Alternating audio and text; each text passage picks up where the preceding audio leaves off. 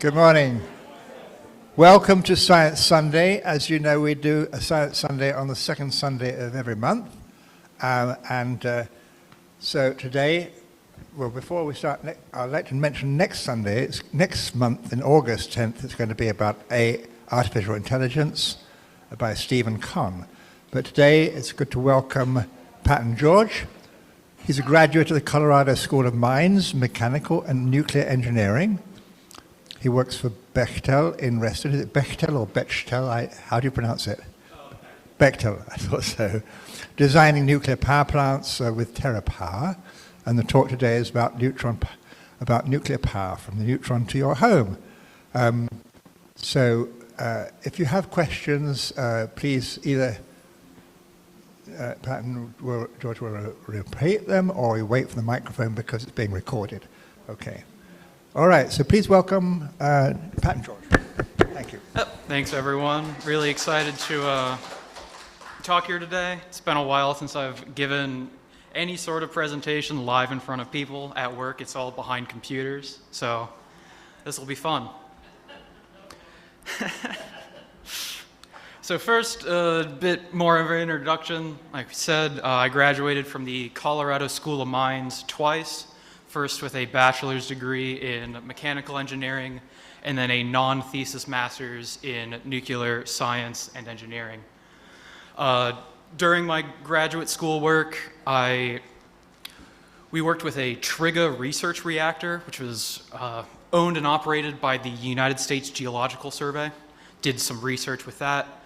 And also, we had a class called Nuclear Reactor Design, and through that year-long project, we designed a microreactor. So I currently work here in Reston with Bechtel, where we are working, I work on it's called the Neutron project with a company called TerraPower, where we are designing and building a nuclear power plant, which is being constructed in Kemmerer, Wyoming. My group, we're not designing the reactor itself. We design it's called the radioactive waste processing equipment, and also we design the shielding for radioactive equipment. Before we get started, I want to clear things up, how you actually say this word. So it is a two-syllable word pronounced nuclear. Depending on how you say clear, you could also do clear as two syllables, nuclear. But it is not nuclear. You're putting the L in the wrong spot. So remember, nuclear is a two-syllable word. I'm going to try my best to not mess this up because I'm starting with this. But unfortunately, I am from the Midwest and we just say things wrong there. Remember, don't be George Bush. It is not nuclear. Within the industry and just generally, the word nuclear has a bad perception, so the industry is trying to move away from its use, and so I don't really use it that much in this presentation. And so with fusion power, they're completely moving away from it. They don't even want the word nuclear associated with it. Some more introduction. Hopefully everyone is familiar with the good old periodic table. Periodic table elements are defined by the number of protons they have. But within the nucleus, it contains both protons and neutrons. And the number of neutrons that an element has can vary. So this hides a lot of detail about the world. And so this is what it actually is supposed to look like. This is the chart of the nuclides. This is every known and theorized combination of protons and neutrons within a nucleus. The black boxes here are stable, so they're non-radioactive, they don't decay, they're stable. All the colors represent different radioactive nuclides, isotopes, and also the type of decay they experience. So with that background, we'll move into the reaction. What we're talking about here is the fission reaction. So we'll start with a bit of history. Radiation was discovered in 1896 by Henry Becquerel and Marie Curie. And in 1915, Ernst Rutherford observed the first nuclear reaction when he transmuted nitrogen into oxygen by bombarding nitrogen with alpha particles. Alpha particles are a type of radiation. In 1932, we finally discovered neutrons by James Chadwick, and this is key. Neutrons were very hard to discover because they don't have a charge. So protons and electrons, they have opposite charges, so they're much easier to detect. In 1934, Enrico Fermi begins experimenting with uranium and neutrons. He believed through his experiments that he created two new elements 93 and 94, but that wasn't true. But what we have then in 1938 is the discovery and naming of nuclear fission by a group of scientists in Germany. They bombarded uranium with neutrons, and through the analysis of what was left over, they discovered barium in their product. So what they found is they shot uranium with neutrons. Those they broke apart into two smaller elements. And then in 1942 is the beginning of the Manhattan Project.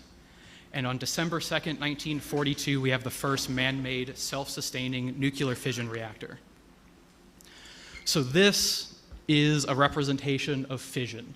What we're doing is we're splitting apart a heavy nucleus into two daughter products, releasing 2 to 3 neutrons and about 200 mega electron volts of energy. So we have different representations of the fission reaction here. One pictorial, one it's called the liquid drop model, and then at the very bottom we have written out as along the lines of like a chemical formula. So we have the neutron. The neutron strikes a uranium-235 nucleus. It destabilizes into a uranium-236, and then it breaks apart. The liquid drop model tries to visualize it as what's actually happening to the actual nucleus. So it expands and then breaks apart. It's a bit inaccurate in that it kind of shows it breaking out into two equally sized daughter products, but that's not happens. So the most important part of this fission reaction for us are these neutrons and the energy. Kind of obvious where the neutrons come from. They're coming from the nucleus, but where is this energy coming from? This energy is coming from the binding energy of the neutron, of the nucleus. My apologies. So, like I said, the nucleus is made up of protons and neutrons. And we would expect the mass of the nucleus to be equal to the mass of all the protons and the mass of all the neutrons added together. We know what those masses are, and so you just add them up. But that is not the case. Too many similar words. The nucleus weighs less than the sum of the protons and neutrons. So what is happening? The protons and neutrons are losing some of their mass in order to hold the whole nucleus together. And we call that the binding energy. And we know this is possible thanks to Einstein and his famous equation that we've all seen before, E equals mc squared. Energy equals mass times the speed of light. So everything loses some of its mass in order to hold itself together. And through fission, we are releasing this binding energy. So this graph here is a graph of binding energy, showing average binding energy per nucleon, so protons and neutrons, versus the total number. As we see here, the higher you are on this graph, the more stable you are. So you want to be higher up. So while uranium is very large and has in total a lot of energy, it's not held together very strongly. So when you break it apart, it releases that energy and then forms two more stable nuclei, elements. So that's fission. I've mentioned this a few times, but a very important unit that we measure things in is MeV, mega electron volt. 1 MeV is 1,000,000 electron volts. An electron volt is a unit of energy. 1 eV is equal to the charge of an electron in coulombs. It is very, very, nearly indescribably small. 1 eV is 1.602 times 10 to the negative 19 joules.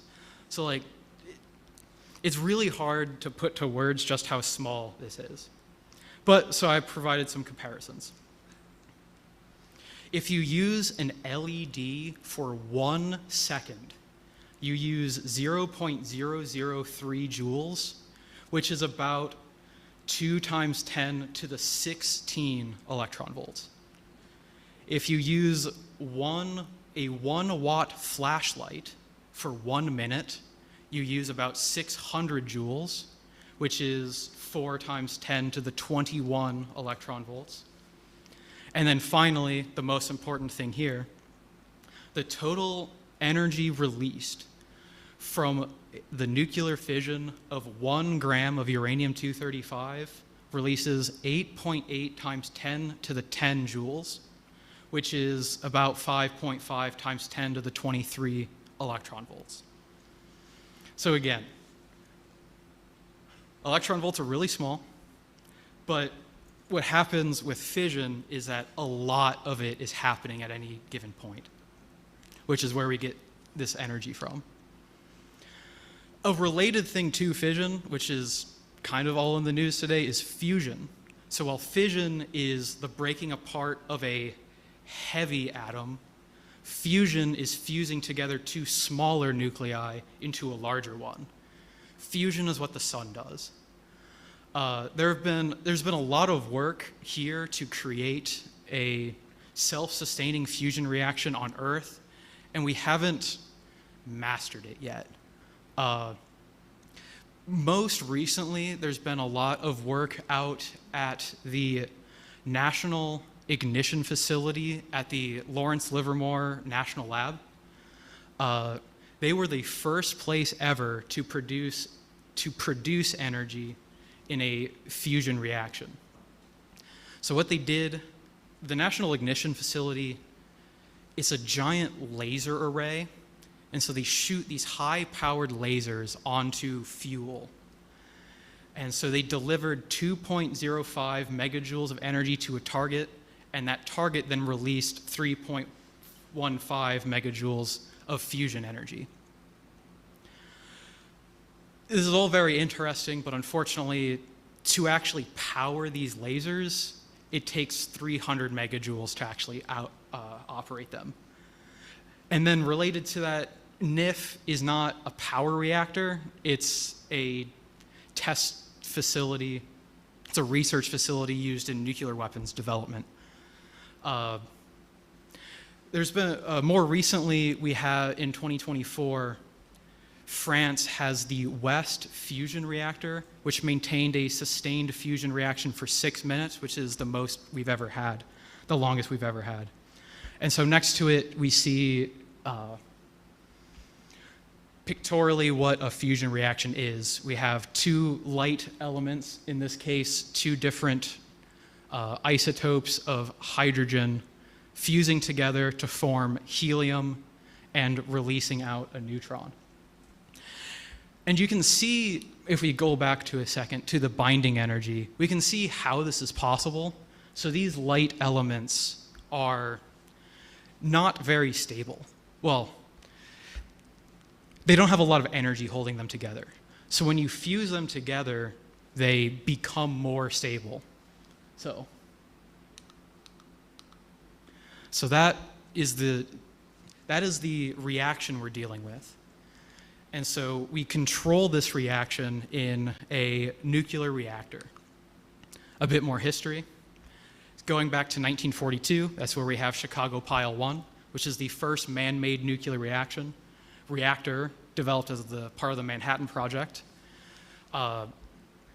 Chicago Pile 1 was designed and built by the Metallurgical Laboratory, and after this, they built many reactors as a part of the Manhattan Project. These reactors were mostly to produce the fuel that was then used in nuclear weapons. In 1954, we have the first nuclear reactor built for civil purposes, which was AM-1 Obninsk nuclear power plant in the Soviet Union. And a big date for power in the United States is 1955, where we have the launch of the first nuclear-powered ship, the submarine, the USS Nautilus. This ship was powered by the S-2W reactor, a pressurized water reactor developed by Westinghouse. And we'll get into this later, but because of the naval nuclear program, that's where they used primarily pressurized water reactors. They're the reason why pressurized water reactors are the most common type of reactor we use here in the United States. So what is made up what does a nuclear reactor consist of? Really, there are 5 main components. We have the fuel, which is where we get our neutrons and heat. We have control rods, which absorb excess neutrons. We have the moderator, which slows down neutrons. We have coolant, which removes heat from the reactor. And we have the reflector, which keeps neutrons in the reactor. All of these pieces, all of this is combined to create a chain reaction. And that's what this picture here represents, is the nuclear fission chain reaction. So when, like we explained before, when a neutron hits a uranium, it breaks apart and releases 3 neutrons. Those neutrons have to go somewhere. We want one of them to hit another uranium-235 to continue the reaction. And we need those other 2 to go someplace else, either leave the reactor or get absorbed someplace. But we always need neutrons hitting more uranium-235 so we can keep on producing power. An important aspect of this is this physical property that we call the cross-section. Nuclear reactions, and therefore nuclear reactors, are a game of probability. The probability of an interaction between a neutron and a nucleus is called its cross-section. We measure this unit in barns, which is based off of the saying, hit the broadside of a barn. One barn is again a very, very small unit. One barn is equal to 1 × 10⁻24 centimeters squared. So it's actually a unit of area. We have 2 broad categories and 4 types of interactions, each with their own independent cross-section value. So we have scattering and absorption. With scattering, there's inelastic or elastic, and absorption, we have capture versus fission. With scattering, that is just a neutron bounces off of another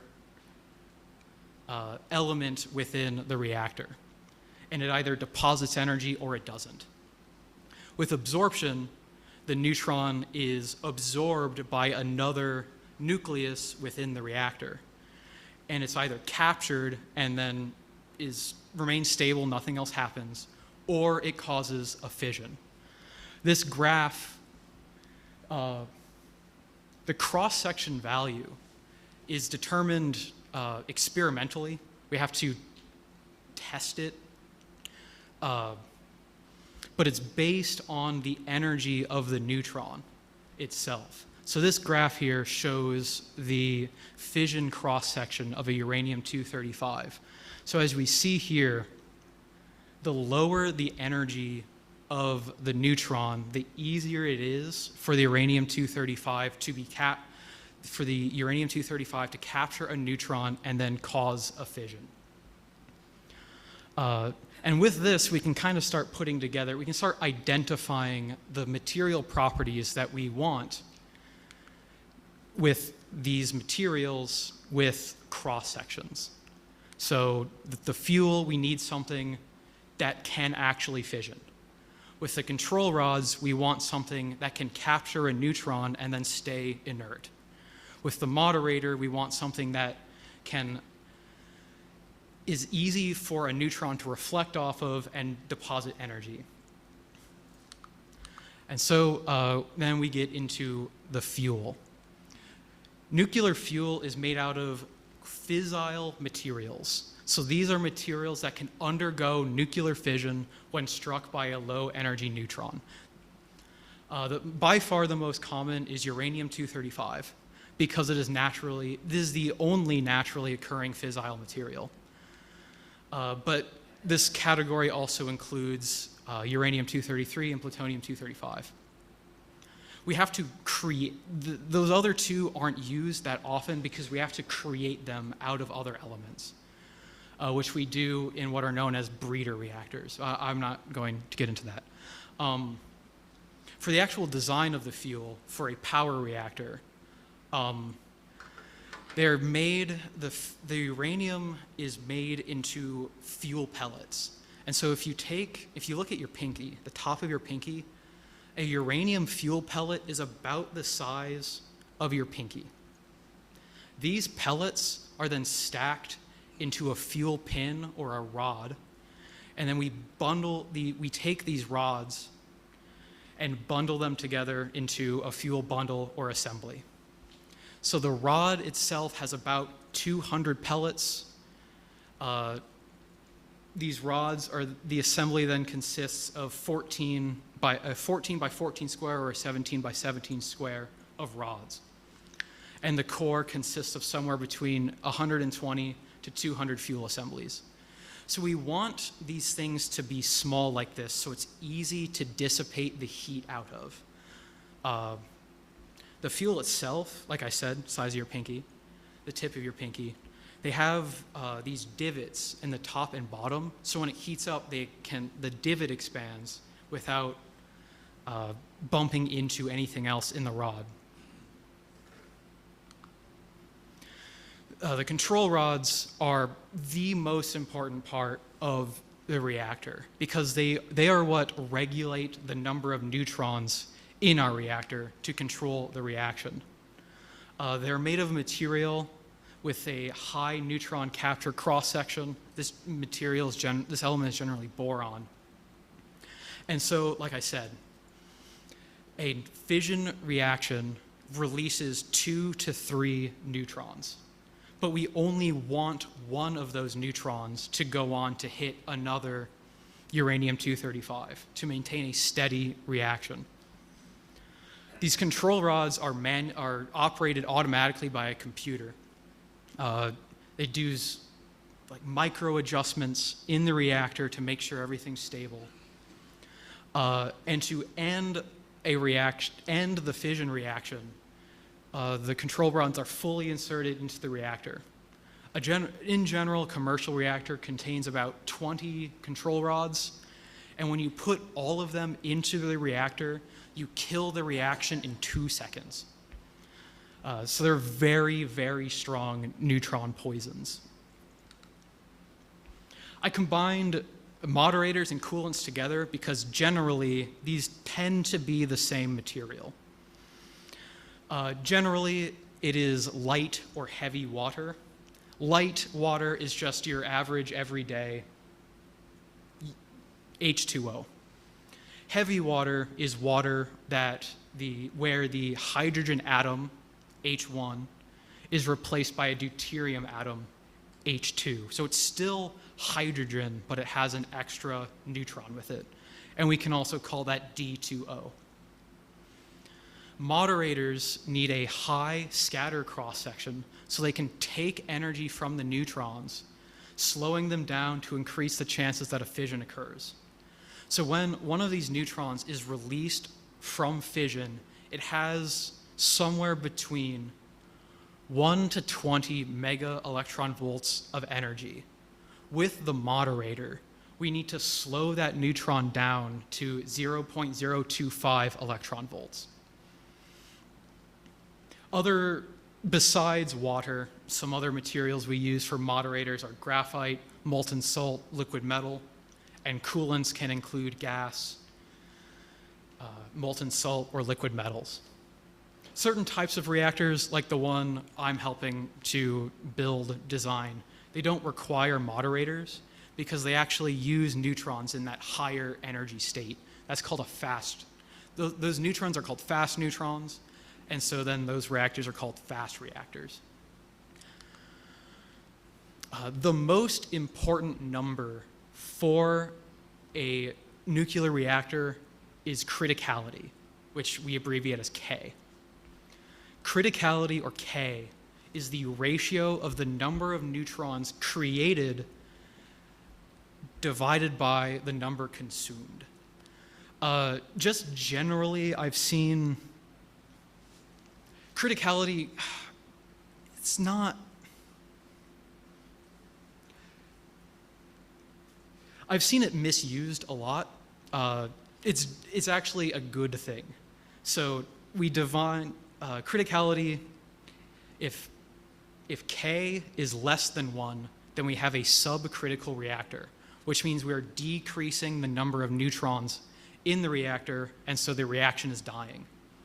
K equals 1 is a critical reactor, so we have a steady number of neutrons, and we're progressing flat, steady. If K is greater than 1, then we have a supercritical reaction. So the number of neutrons is increasing. The reaction is accelerating. Supercritical sounds kind of bad, and for a bomb, for a nuclear weapon, we need it to hit supercritical to actually explode. But when a reactor is booting up, is starting up, it does hit a supercritical state to power up to hit the level the power output we need. But then once we hit that point, we keep it at a critical level until we turn it off. So I've mentioned it a few times, but this is Chicago Pile 1. This is the world's first artificial nuclear reactor, which was built under Stagg Field in Chicago. This is basically the absolute most primitive form of nuclear reactor we can build because it is just a pile of bricks. It used 5.4 tons of uranium metal and 54 tons of uranium oxide in pellet form for fuel. And then it had 360 tons of graphite bricks for the moderator. So this thing was massive. It took up an entire room, and with all of this, it only operated at a power output of 0.5 watts, which is nothing. This didn't have any cooling, and it didn't have any shielding, which, with the amount of graphite, that really wasn't that big of a deal. They really wasn't dealing with that much uranium, but still, those are two notable things that Chicago Pile 1 was missing. One thing it did have was a single control rod. And in this picture, at the very top, you can see a group of guys on the actual reactor. They were I don't know how true this is or not, but when you shut down a reactor, it's called a scram. And in the industry, we're always told that stands for single control rod axeman. So these people were standing on top of this pile of graphite and uranium with an axe, waiting to chop a rope to send the control rod into the reactor to kill the reaction.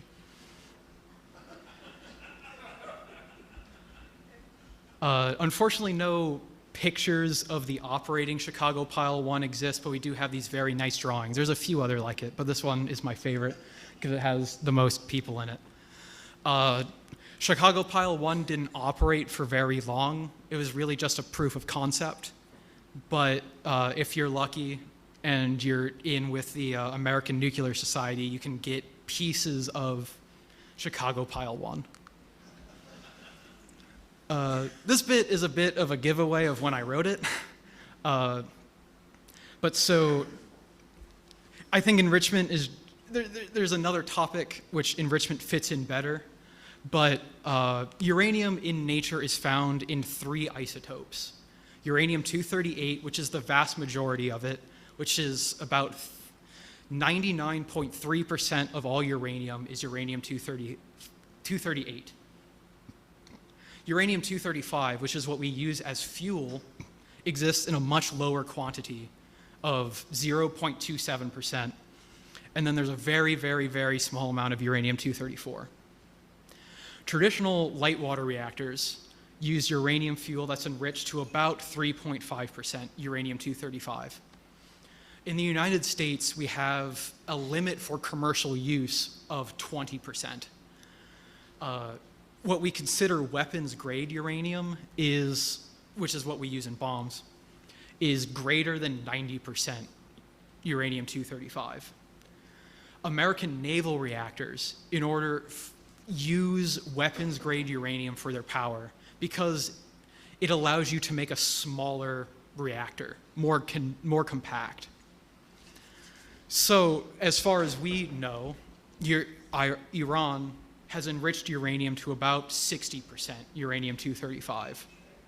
And we see this as a step towards them having eventually weapons-grade uranium. But what they currently have cannot be used in a nuclear weapon. From what we know, Iran officially ended their nuclear weapons program in 2003. And we had an agreement with them before, the JCPOA, which did successfully limit their enrichment of uranium to 3.67%. But we abandoned that agreement in 2018, and so now they've enriched to 60%. Part of this leads very interestingly, in my mind, to can this exist in nature? And it can. At least it could, but it can't anymore. So in Gabon, Oklo, Gabon in Africa, we discovered what we call the Oklo fossil reactor. This was discovered by the French in 1972.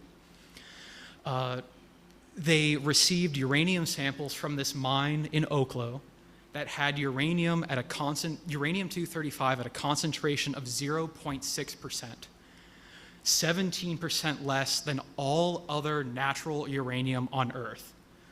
This should not be possible unless a fission reaction was occurring at this site sometime in the past. And as far as we know, it did.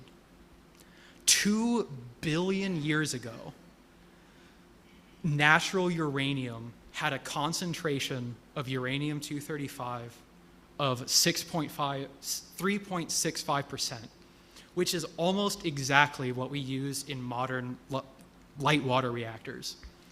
This picture is an illustration of what we found at Oklo. So the black bits are, it's also over there, so this is a bit hard to see.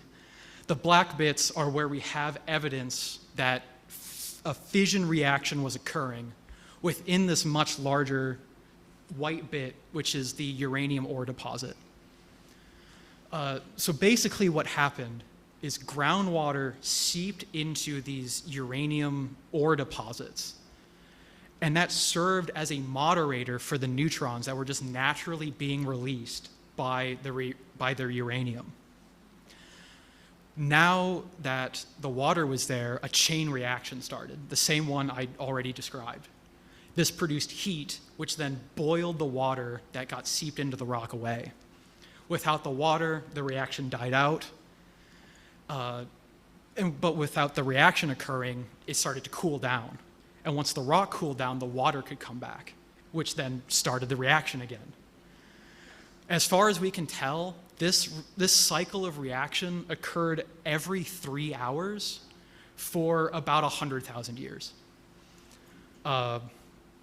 It continued until, just through this process of reaction, the fuel, the uranium-235, was burned away. And all of this was confirmed by scientists at the site who found traces of fission products at the site, which I just think this is really cool.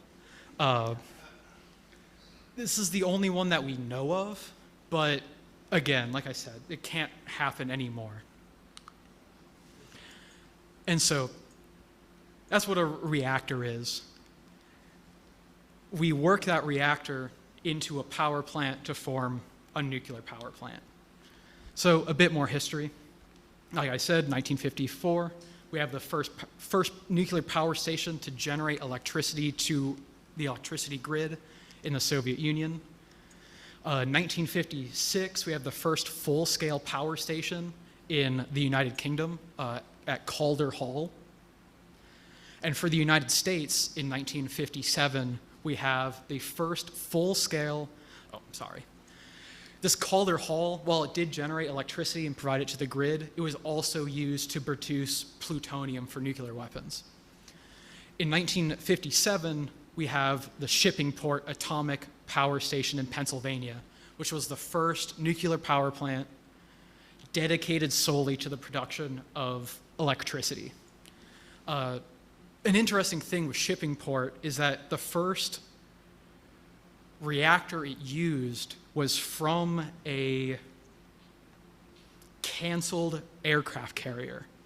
So for a while, we had a nuclear power plant using weapons-grade uranium to generate electricity. That one specific reactor didn't last very long, and the image on this slide is the actual Shippingport Atomic Power Station. Of course, then we had a chain of very bad accidents. 1979, we have the 3 Mile Island accident, 1986, the Chernobyl disaster, and 2011, the Fukushima Daiichi disaster. The 3 Mile Island accident really put a hamper on the industry in the United States. Chernobyl weakened it in Europe, and Fukushima ended what was being called the nuclear renaissance. But there's been some push to finally start building new reactors. And so we saw in 2023 in Georgia the finishing construction of the most recent nuclear power plants in the United States. Some statistics. As of September 2023, there are 410 nuclear power reactors operating in 32 countries. In the United States, we have 94 commercial reactors generating 97 gigawatts of power. This accounts for about 20%, 19-20% of all US electricity generated. Of these 94, all of them are either a pressurized water reactor or a boiling water reactor. 63 pressurized water, 31 boiling water.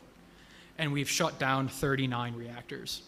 This map shows every operating nuclear power plant in the United States, and then the graph is, as of 2016, the source of electricity generation in the United States.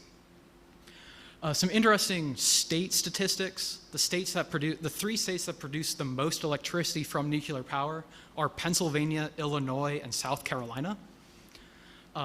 South Carolina and Illinois produce over half of their electricity from nuclear power plants. This illustration is of a pressurized water reactor. So what we do here, the reactor is cooled and moderated by liquid water. And we keep it at a liquid state by pressurizing the water to a very high state. So it's always liquid, regardless of the temperature. So there are two separate water loops in a pressurized water reactor, the cooling and the actual electricity generation. So the water cooling the reactor first goes into a steam generator, and that steam generator, I can't really see it. That steam generator is what generates the steam that then turns the turbine, that spins the generator, that creates the electricity that powers. Another important illustration here is the containment structure. So there are four levels of shielding for the fuel in the reactor. So the fuel is first shielded by the rod it's in.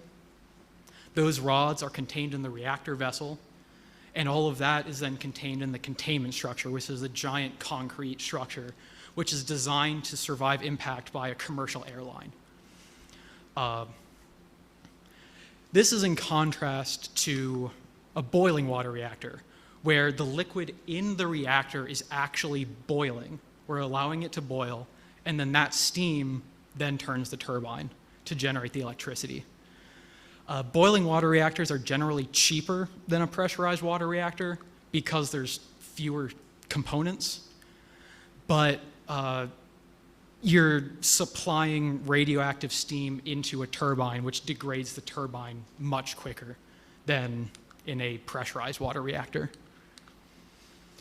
So wrapping up here a bit, some good things about, yes? What's the difference in pressure between a pressurized water reactor and a boiling water reactor? So the question was, what's the difference in pressure between the pressurized water reactor and the boiling water reactor?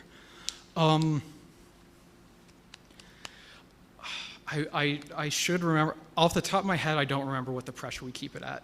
What we keep the pressurized water reactor at. But the idea is it's at a high enough pressure that the water doesn't boil at the heat it reaches. But so because we want this water to boil in the boiling water reactor, that is at, it's called atmospheric pressure. Some of the good parts of nuclear power is that it's safe and clean. It's clean because it doesn't release greenhouse gases. And so in this graph, we see death rates from accidents and air pollution and greenhouse gas emissions. Nuclear power is very low on all of these, and this is even taking into account the various accidents we've experienced with nuclear power.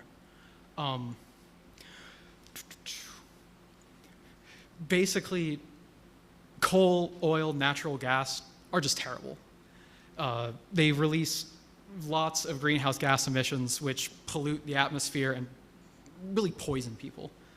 There are two things that this graph is kind of missing which knock nuclear power down a bit.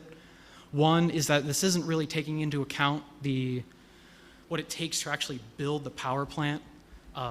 Nuclear power plants consist of a lot of concrete, and concrete is a very greenhouse gas intensive material.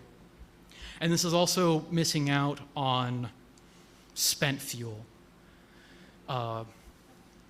Spent fuel, of all of the power plants in the United States, we generate about 2,000 tons of spent fuel. And so with this comparison, that's about each reactor individually. So for every gigawatt of electricity we generate, we're generating about 20 tons of spent fuel. Every year, we generate enough spent fuel to cover an entire football field. But it's solid. So this fuel waste it's not a technical issue. We know how to deal with it. We bury it or reprocess it. But there are the repository we tried to build got canceled, and in the United States, we don't do any reprocessing. So it is an issue, but it's an issue with a solution that we kind of just keep letting politics get in the way. One very bad thing with nuclear power is that it is very expensive. This graph shows what's called the levelized cost of electricity. So this is a way to compare how expensive different sources of electricity are. Nuclear power is shown in green, and it is one of the very few sources of electricity that is increasing in levelized cost of electricity. That partially has to go with the cost to construct a plant. Once it's operating, it's fairly cheap, but basically in the United States, we have forgotten how to build nuclear power plants. As an example, we have Vogtle 2 and 3 and 4, my apologies. Vogtle 3 and 4 were $20 billion over budget and took a decade to build and bankrupted multiple companies.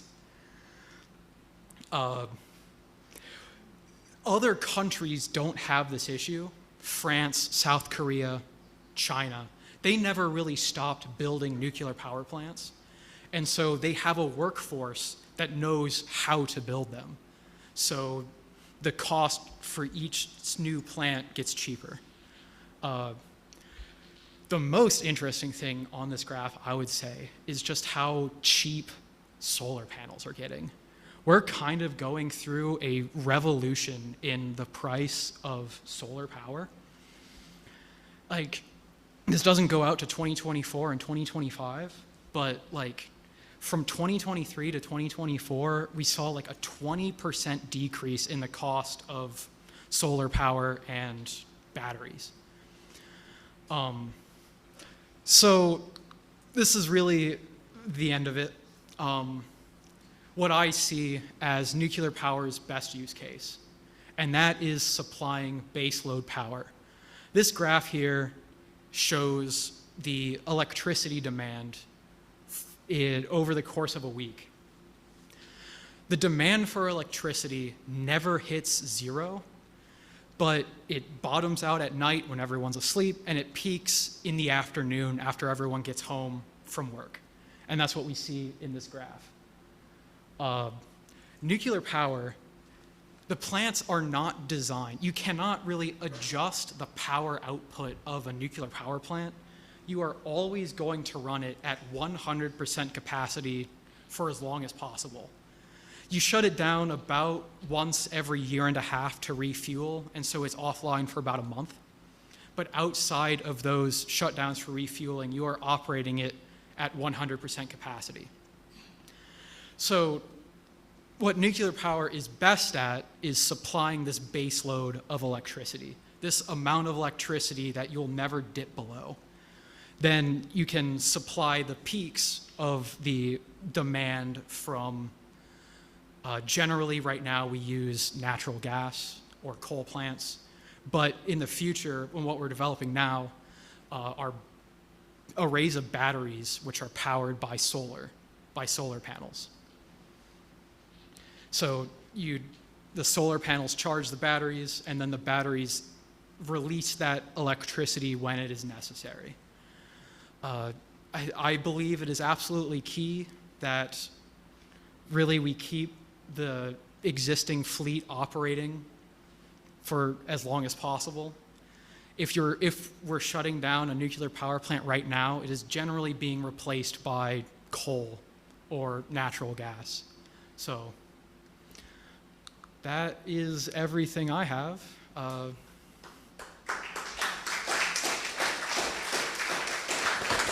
Thank you.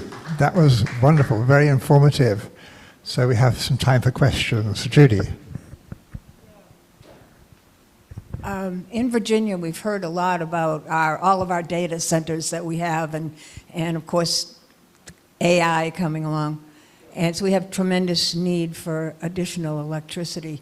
How do you feel about using nuclear reactors? It's been proposed, I believe.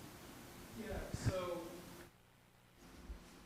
I keep hearing from my boss that there's a lot of discussion with what we call hyperscalers in the industry who are very interested in buying new nuclear power plants to build to power data centers. But then what we're also seeing are, like, Microsoft has a power purchasing agreement with 3 Mile Island to supply electricity from that station for their data centers. Data centers always need power, so because of how nuclear power plants operate, it makes sense why they would want to use a nuclear power plant to power the data center.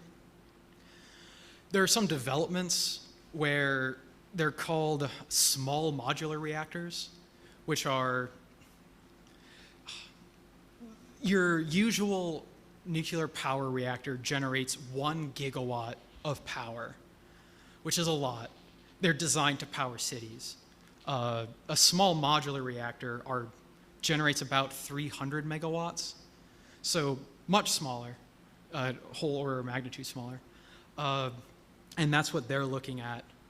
There hasn't really, from what I understand, from what I've heard, there hasn't been any, like, pen to paper agreements to start this construction.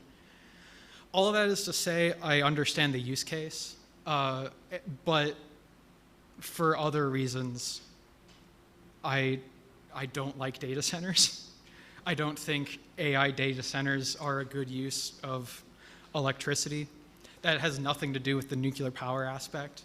But like I said, the use case between data centers and nuclear power makes sense to me. There are just other things that.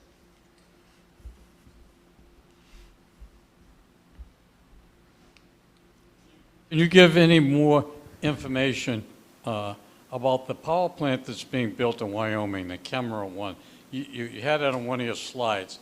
My understanding is that Gates has invested, Bill Gates is investing quite a bit of money into that, coming out of the book he wrote about the future. So that my company is actually involved in that project, and I'm working on it. So yes, Bill Gates is involved because he funds the company that is designing the reactor. It's a company called TerraPower. The technology is called Natrium. So let's see if I can find a good slide. Instead of what we're used to in the United States being cooled with water, this plant is cooled with liquid sodium. And it's cooled with liquid sodium, and it uses uranium fuel that's enriched slightly higher than what a normal reactor does. So instead of the 3.5% uranium-235, this uses about 19%. So it's using the fast neutrons for the reaction, so it doesn't use a moderator. There's a lot that's in progress. I'm not entirely sure how much I'm allowed to say because I'm working on it. Quite a few confidentiality agreements. But for, like, the progress, like, there's construction actively on the site in Kemmerer, Wyoming. We have the permission to build everything that's not related to the reactor itself. So, like, there's some research buildings that are being constructed. There's some training facilities that are being constructed. And we're currently in the process of getting our NRC approval for construction of the actual nuclear parts of the plant. Yep. Spent fuel, are we reaching capacity at all? And are there any plans to develop long-term storage? Yeah, so the original plan for the storage of spent fuel was to put it in a permanent repository in Nevada I should really remember the name of it. Yucca Mountain, thank you. My company was actually supposed to build that, but that got axed in 2012.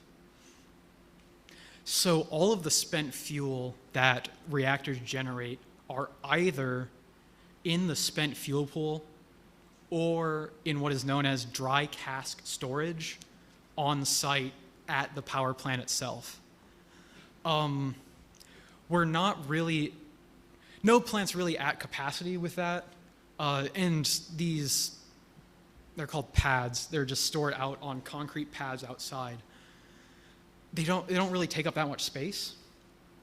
There is some work with getting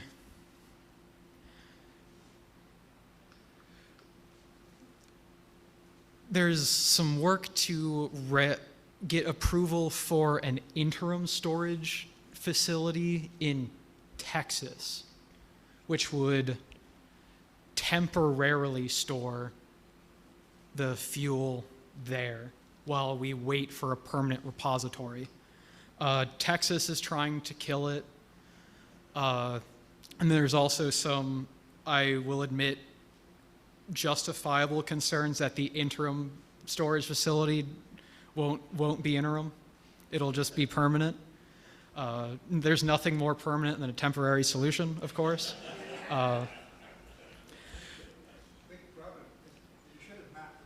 Reactors are in the east of the United States. The west has plenty of space, and it's a question of not in my backyard. People don't want it transported through their states to there, even though it could be perfectly safely done. Yeah, transporting these dry casks. I wish I included some information about it. There's another topic I could cover, which would more focus on the waste aspect. But these dry casks are ridiculously heavy. There are videos out there of like the trucks that transport them. It's insane. So it's hard to move once it's in the dry cask. Now that being said, we do have other facilities in the United States that store radioactive waste, just not spent fuel. So I think there's a facility in South Carolina and one in Utah that stores low-level waste. So that's stuff that kind of just like incidentally has radioactive material in it, mostly from hospitals. Hospitals generate a lot of radioactive waste. And so those are collected and buried at these sites in South Carolina and Utah. There's another facility in New Mexico called WIPP, the Waste Isolation Pilot Plant. So this is another permanent geological repository to store radioactive waste, but the only thing WIPP can store, is allowed to store, is transuranic waste from the United States' weapons programs. So there's a lot of waste out there still from the Manhattan Project that's just sitting out and about that we're now burying at WIPP. So like we know what to do with it. We have places that deal with related types of radioactive waste. It's just specifically the spent fuel that we don't have a permanent solution for. Canada is looking at building a permanent repository, and I think there is an existing permanent repository in Finland, and that's like the only one in the world. Right? Sorry? Yeah, okay, thank you. So you mentioned 3 Mile Island, you mentioned Chernobyl, and you mentioned Fukushima. Correct me if I'm wrong, but 3 Mile Island didn't kill anybody. It was an incident rather than an accident. It showed we had to do more careful to say. Chernobyl was a disaster, but that happened in the Soviet Union where priority was given to production, not to safety. And there are many lessons from that. But Fukushima, nearly everybody who was killed was the tsunami and the earthquake. Very few people actually were victims of the nuclear reactor, although it doesn't make sense to put a nuclear reactor on the east coast of Japan where you're going to get tsunamis coming. Fukushima is a very interesting one in that they did everything correct. So, like you mentioned, it was on the east coast of Japan, so in an area where it is possible to get hit by a tsunami. They had a seawall to prevent tsunamis from breaching. This tsunami was higher than that wall was designed for. They knew it was coming, and so they shut down all of the reactors like they were supposed to, and that worked perfectly. What ended up failing is that, so when you shut down the reactor, the reactor is still releasing what we call decay heat. Even though it's not operating, there are still radioactive elements within the reactor that are breaking apart, releasing heat, and you have to still remove that even if the reactor's shut down. Those decay heat removal systems are powered by backup diesel generators. So what happened at Fukushima is this tsunami hit the plant, flooded the backup generators because they were underground, destroyed them, and then the decay heat removal systems failed. The water in the reactor started boiling, then you had a meltdown and a hydrogen explosion, which I'm not familiar with. There were, I'm trying to remember. I think the explosion was deadlier then, because there was an explosion at the site which resulted in some fatalities. I'm not familiar with there was a lot of people exposed, of course, to the fallout from that explosion, which would elevate cancer rates. I'm not too familiar off the top of my head with that, but yes, that's Fukushima in a nutshell.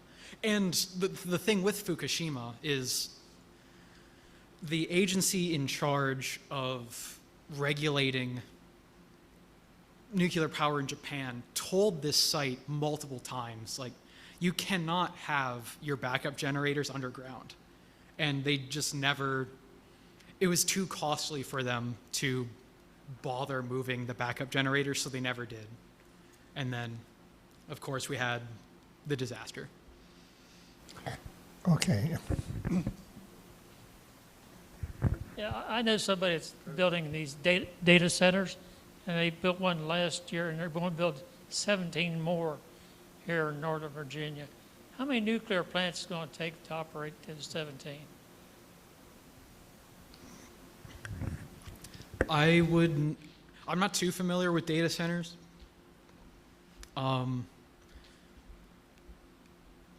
It really depends on their power demand. But like I mentioned, your general existing power reactor in the United States produces 1 gigawatt of electricity. So one of those gigawatt reactors would comfortably power multiple data centers, as far as I can understand. But unfortunately, that's not a topic. It's the data center aspect that I'm not too familiar with to be able to answer that question. So I'm sorry. Wondering, I have to apologize for leading you into the swamp here, but the spent fuel represents a treasure of available energy source, because by reprocessing you can get more fuel than you had before in the plutonium, as well as getting the unspent fuel out after the rods are poisoned with the breakdown products. And so the real hiccup seems to have been political and international. The issue of trust in having reprocessing being done around the world, and whether it would be managed properly or whether the wrong people would want to do it, and you'd have nuclear weapons built and all that. And the disposal of waste is another no-win game, in the sense that the mission is don't fail. And over and over again, you're trying to prove to someone that you can stash it for 10,000 years without any possible whatever coming up that might challenge you. So, and otherwise, you're just watching the paint dry. It's very boring. So it's really, these two really come down to dependability of institutions and how we can build trust in this process. Is that a part of the conversation among the people you work with? It's definitely an aspect to it. For reprocessing, I can get into a lot more detail with this when talking about, it's called the nuclear fuel cycle. But for reprocessing, for a bit, so all spent fuel is the property of the US government. Yeah, so spent fuel is the property of the US government. They're supposed to be the ones legally, the US government is legally required to be the one to do something with it. So for a while, every power plant had to pay a fee, a storage fee for the spent fuel that they generated, a fee that then went nowhere because there wasn't a place to store, a permanent place to store it. And so they ended up suing the federal government to eliminate that fee because it wasn't doing anything. There was a while where reprocessing was banned in the United States by executive order.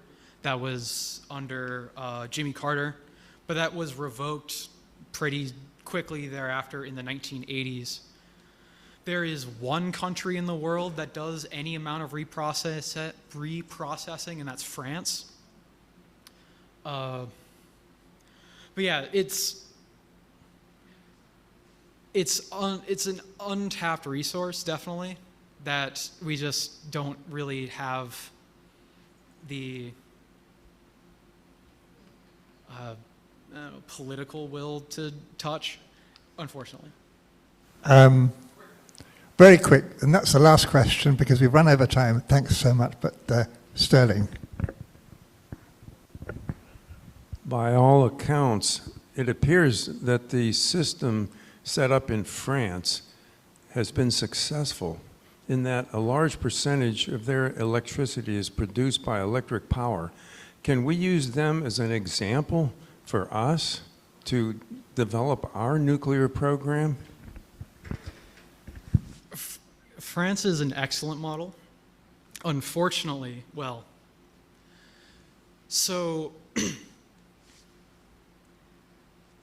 I'm a big fan of France, personally.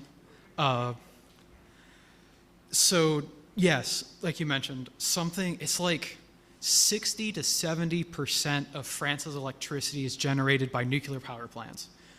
And that was a program implemented in the 1960s by Charles de Gaulle in order to completely make France's energy grid completely self-sufficient. In my opinion, the primary issue in the United States is who is in charge of constructing new power plants. And that's private companies. And so private companies will generally go with what is the absolute cheapest to build, which historically is either coal or natural gas. But right now, it's looking like solar cells with battery storage is very quickly becoming one of the cheapest things available. It takes a lot, in the United States, it takes a lot of government incentive for a private company to take the risk to build a nuclear power plant. In France, they have a partially publicly owned utility. So it was the government of France building those power plants, which takes away a major roadblock. Actually, I have one more question. Do you think thorium is worth researching? Yeah, so we know how the thorium fuel cycle works. I had it on a slide somewhere.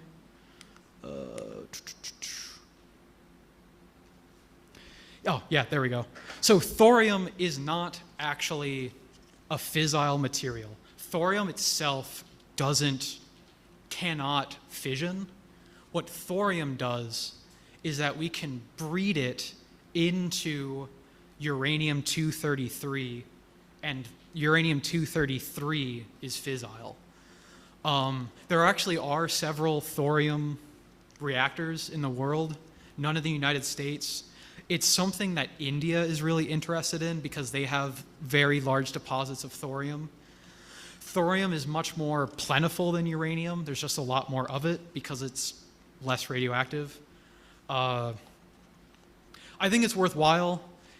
It kind of gets overhyped, but it's a worthwhile technology, and it makes sense for some countries. It might not make sense to the United States just because of the availability of it, but for a place like India that has very large quantities of thorium, it makes sense. And they have built thorium reactors before.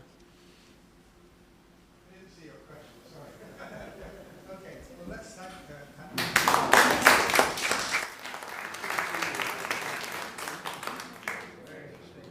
Next month, artificial intelligence on August 10th. So come back for that.